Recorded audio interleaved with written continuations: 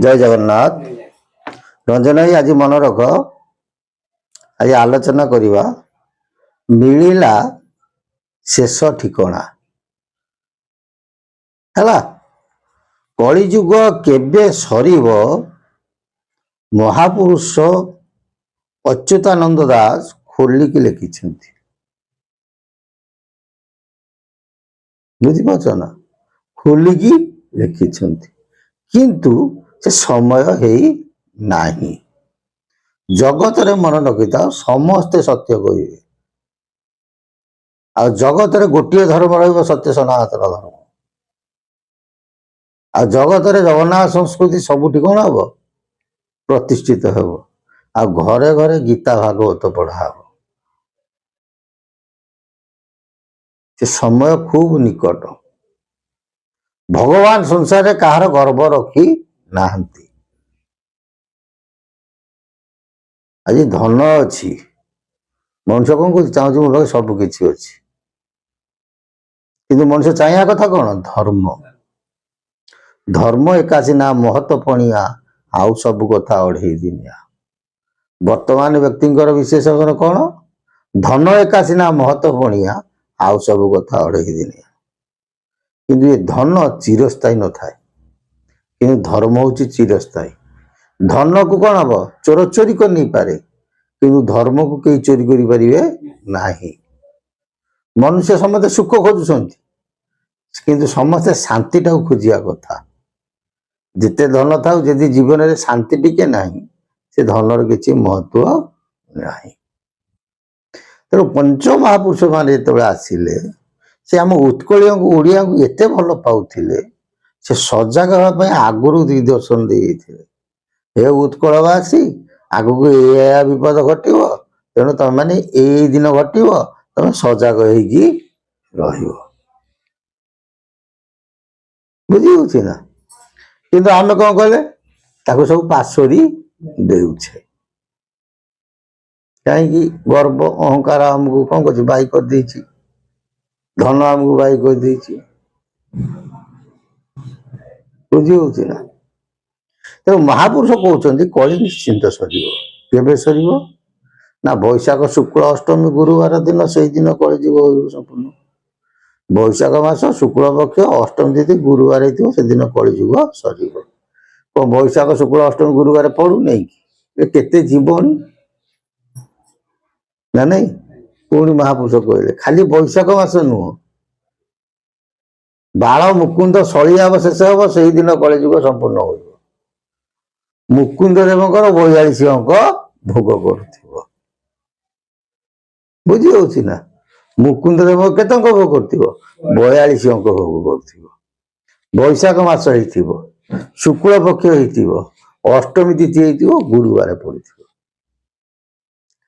मुकुंद देव केते गले कौ बाल मुकुंद देव ना नहीं कहले पुरुषोत्तम देव ठारू ऊनविंश राजा हेबे सेठारू तदंत रजा नहीं अकुड़ी हुए पुर गुरु। बुझी ना। तुम देख आम ओडिशा हिस्ट्री तुम देख जगन्नाथ हिस्ट्री वंशानुचरित रजांकर तुम देख बर्तमान दिव्येश देव होती 18तम रजा। कौटू पुरुषोत्तम देव ठारू विचार करागले ऊनविंश राजा हे माने ऊनविंश रजा समय कौन हो कली सर ऊनविंश रजा के बाल मुकुंद। किंतु जगन्नाथ दास गोटे पद लिखिं कौन श्रीदिव्य सिंह नाम राय ए जुग प्रांते से उदय। बुझी ना कहले कलिजुगर शेष समय दिव्य सिंह नाम जड़े रजा कौन उदय जहाँ लिखिं ठीक। यार दीटा टर्म अच्छे तो मुझे जाऊँ द्वापर जुग। द्वापर जुगे परीक्षित महाराज समय कली प्रवेश कला। बुझी ना किंतु कलीर प्रथम रजा किए से ना जन्म प्रवेश कला कौटी परीक्षित समय सेमती सत्यर आगमन हो का से दिव्य सिंह देव समय सत्यर प्रथम रजा हे किए से ना मुकुंद देव। ହେଲା। ବାଳ ମୁକୁନ୍ଦ ଦେବ ଯୋଉ ରଜା ହେବେ ସେ ଏବେ ତ୍ରିପୁରାରୀ ରଜା। ସେ ନିଜେ ବ୍ରହ୍ମା ବିଷ୍ଣୁ ଶିବଙ୍କ କଳାରେ କଣ ହେଇଥିବେ ବିଦ୍ୟମାନ ହେଇଥିବେ। ତାହେଲେ 5000 ବର୍ଷ କେବେ ପୁରିବ? ପରୀକ୍ଷିତ କଥା ଯଦି ବିଚାର କରାଯାଏ, ଆଜି ହେଲା କଣ ପଣା ସଂକ୍ରାନ୍ତି, ଓଡିଆଙ୍କ ନୂଆ ବର୍ଷ। ଚାଲିଲା କେତେ 5127। କଳି କଲ୍ୟାଧିତା କୋଉଠୁ ପରୀକ୍ଷିତ ରାଜାଙ୍କ ଠାରୁ। କିନ୍ତୁ ଜନ୍ମଜୟଙ୍କ ଠାରୁ ଯଦି ବିଚାର କରାଯାଏ 5000 ବର୍ଷ ଏପର୍ଯ୍ୟନ୍ତ ହେଇ ନାହିଁ। ଯେତେବେଳେ 5000 ବର୍ଷ ହବ ମହାପୁରୁଷ ଅଚ୍ୟୁତ କହନ୍ତି ପଞ୍ଚସଖା, ଆମେ ପଞ୍ଚସଖା କଳିକି ମିଶିକି କଣ କରିବୁ ଦଳି ଦେବୁ। ଚହଟିବ ଲୀଳା ତୁ ଚାରିରେ ମିଶା ଏକ ଚଢା ତିନି ଶୂନ୍ୟ ବାବୁ ଯେତେ ହେଲା ଠିକ। ଚଳିଯିବ ଘୋର କଳି ଦଳି ଦେବୁ ମେଳି ଚେତାଇଣ ଗୀତେ କହେ ଅଚ୍ୟୁତ ଯେ ଭାଳି। ଚହଟିବ ଲୀଳା ତୁ ଚାରିରେ ମିଶା ଏକ, ଚାରିକୁ ମିଶେଇ ଏକ ମିଶିଲେ କେତେ ହେଲା 5, ଚଢା 3 ଶୂନ କେତେ ହେଲା 5000। ଏ 5000 ବର୍ଷ ଟା କେବେ ହବ ବୁଝି ହଉଛି ନା? ସେ 5000 ଟା କେବେ ହବ ନା ମୁକୁନ୍ଦ ଦେବଙ୍କ ସମୟରେ ହବ। ବୁଝିପାରୁଛ ନା? କହିଲେ 5000 ବର୍ଷ 3 ମୁକୁନ୍ଦ ଦେବ 29 ଜାଣି। କହିଲେ ମୁକୁନ୍ଦ ଦେବଙ୍କର ଯେତେବେଳେ 29 ଅଙ୍କ ଭୋଗ କରିବ ସେ ସମୟରେ କଳିର ଆୟୁଷ 5003 ବର୍ଷ ହବ। ହେଲା, କଳିର ଆୟୁଷ କେତେ ହବ 5003 ବର୍ଷ। 3 ବର୍ଷ 90 ଦିନ ଅନ୍ତରେ ଦୁଷ୍ଟ ମିଳେଛ ନଥିବେ ଏଠି ସଂସାର। ମାନେ 29 ଅଙ୍କ ବେଳକୁ 5003 ବର୍ଷ ହେଇଯାଇଥିବ ଆଉ 3 ମାସ 90 ଦିନ। କହିଲେ ମୁକୁନ୍ଦ ଦେବକୁ 29 ଅଙ୍କ ବେଳକୁ ସଂସାରରେ ସମଗ୍ର ପୃଥିବୀରେ ଦୁଷ୍ଟ ମିଳେଛ କେହି ନଥିବେ। ଆଉ କଣ ଲେଖିଥାନ୍ତେ ମହାପୁରୁଷ? ମାସ ଲେଖିଲେ, ଦିନ ଲେଖିଲେ, କଣ ତିଥି ଲେଖିଲେ, ପକ୍ଷ ଲେଖିଲେ ନା ନାଇଁ, କୋଉ ରଜା ରାଜୁତି କରିଥିବେ ଲେଖିଲେ, ଆଉ କଣ ଲେଖିଥାନ୍ତେ?